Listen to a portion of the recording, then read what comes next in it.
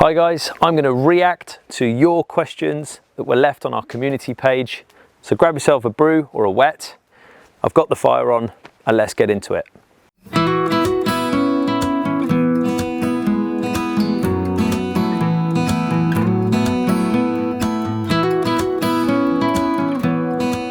First question is, what is my favourite knot and why? I think that it's a no-brainer to say that my favourite knot for creating a fixed end or for getting something started, if I'm doing some sort of rope work, is generally going to be an event knot. So starting with the victim in my left hand, going left to right around the tree, around a finger, over the top, and poking that little tail through, leaving the donkey's tail wagging. A quick release, something to just get the first part of my hammock going up. Maybe if I'm forest bathing or whatever it is, that's going to be my go-to. What do I enjoy about each of the 4 seasons? I'm going to try to keep this answer short as I possibly can, but let's just go through them. Winter sees me doing a lot of regenerative work in the woodland, where I am harvesting out poorly dead, dying timber that needs to come down, leaving the other bits that need to stay up there as habitat, making those crucial choices on behalf of the woodland for the rest of the year when it comes back to life. Harvesting, splitting, stacking firewood. It's a time of industry. It's a time of sort of higher sort of physical workload. Less, if I'm honest, delivering courses for Hidden Valley Bushcraft. More community spirited volunteer type work of the Woodland Warrior program. All that sort of stuff. At the start of winter, we're planting trees, and then generally it's hands off going into spring as everything comes back to life. As someone who works in the outdoors through each and every one of the seasons, I absolutely love spring because that's when I get to see the fruition of the work of years past. All through the winter, I've been toiling away on regenerative tasks and planting and shaping and felling and splitting and stacking, etc. But when we get to spring, you get to see everything come back to life and start to flourish, and that for me has to be my favourite. So the next question is a contentious one, and it is, what are my top tips for stealth camping? And whilst I may have a past pedigree and extensive library in the knowledge surrounding this particular subject, I'm going to say this. I'd only advocate doing wild camping or so say stealth camping if you absolutely have to. Okay, so let's think about what you're trying to achieve. You're trying to stay out of sight.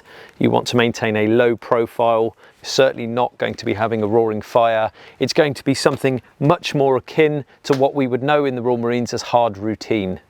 Okay, so eating out of ration packs that you're barely heating up and very little movement, and you're essentially going firm into one small isolated location as far away from human traffic as possible, not interfering with the local wildlife. You're there and then you're gone and you're leaving no trace. As an outdoor professional moving in conservation circles, I would always advocate that before stealth camping or wild camping, just ask landowners permission. You might be surprised by the answer. Try it, see what happens. Next question is, what is the most invaluable thing that I've learned both in and out of the army? Let's just clear this up. I was a Royal Marine. I've never been in the army. Moving on from that, the most invaluable piece of information or skill or whatever you want to call it is the fact that if you've got time to be on it, you've got time to be in it. What I mean by that is, if you are on a bit of downtime where you are not required to be doing anything, you've got nowhere to be, no one to answer to, no tasks to be running around busily with, then you've got time to be laying down, relaxing on your bed, on your pit space, in your hammock. And of course, to go a step further, if you've got time to be on it, you've got time to be in it. Take that time to get fully inserted in the sleeping bag, in the warmth, relax, enjoy it, get some sleep. Okay, and your function and longevity in the field will just go so much farther. It's worth it. Do it. Next question is going a bit deep.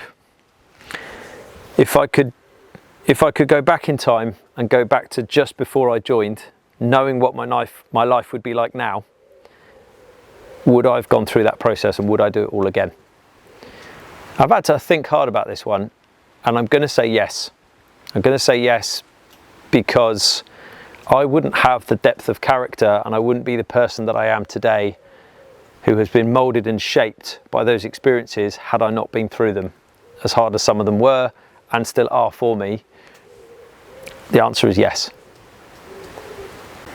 Next question, if a total novice can learn survival here in the UK, what 5 key things would they need to learn and what would they be?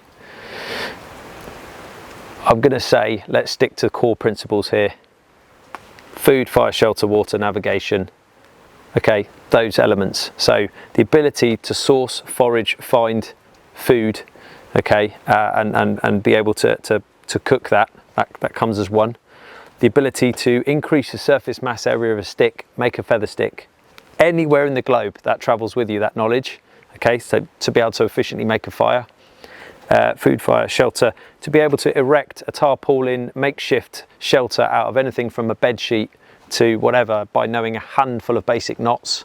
Food, fire, shelter, water, to be able to source water and make it safe to drink. That should really be up there on one of your priorities, really. And then navigation, to be able to read the landscape, our native landscape around us, and understand, have a base knowledge of what to expect, where and why, and how things grow. And that can greatly aid you with navigating your way around, with or without a compass. In fact, here's an idea. If you want to see a video covering those 5 principles, leave a comment in the box below and we'll add that to the pipeline and the matrix moving forward with this channel. Next question, did you think writing the book would help you, meaning me, as it has many others?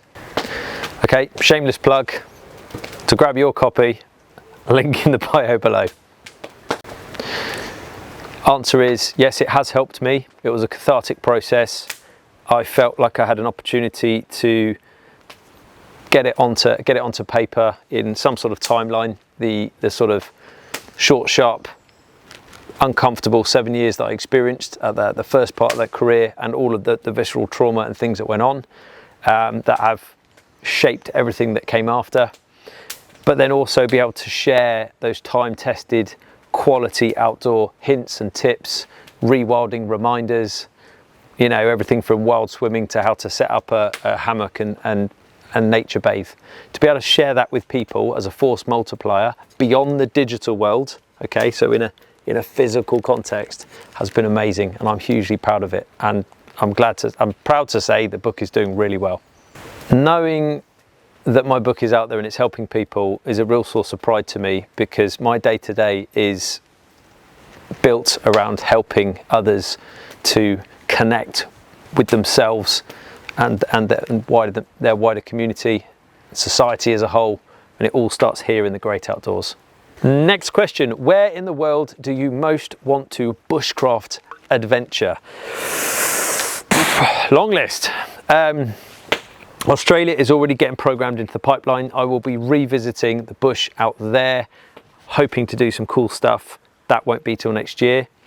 America, Americans watching this now, okay, boys and girls across the pond, let me know.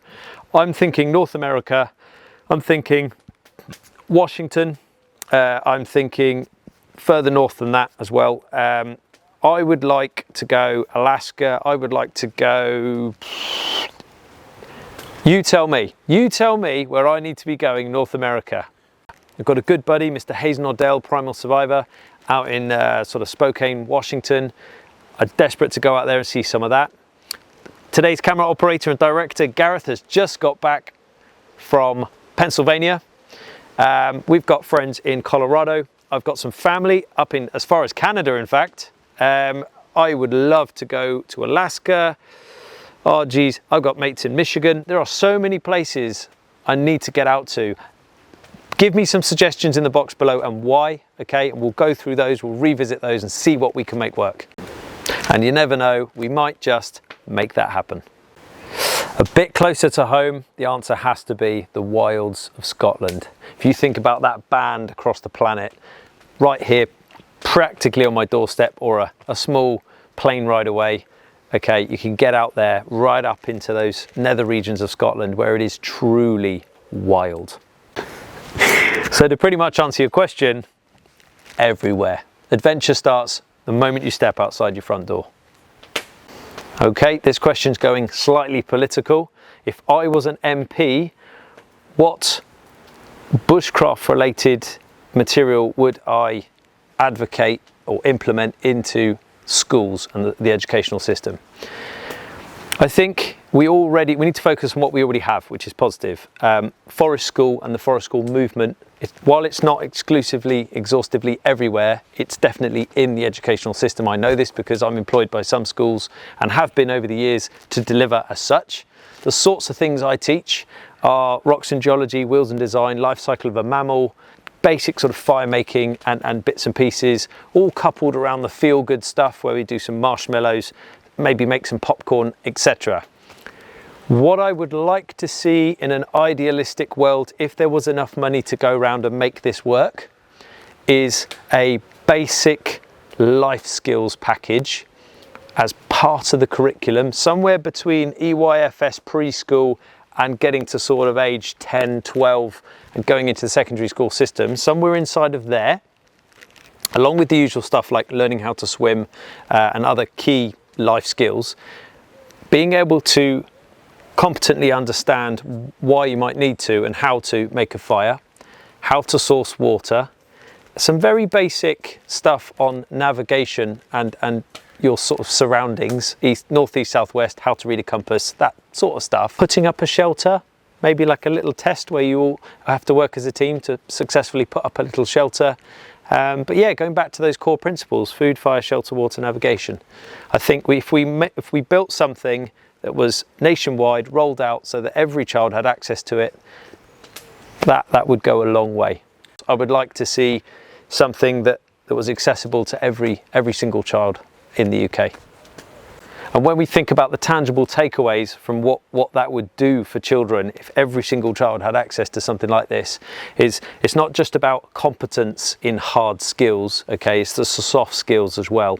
So it's that sense of connection within themselves and that grounding they can always go back to, they can always fall back on if times get hard in their lives.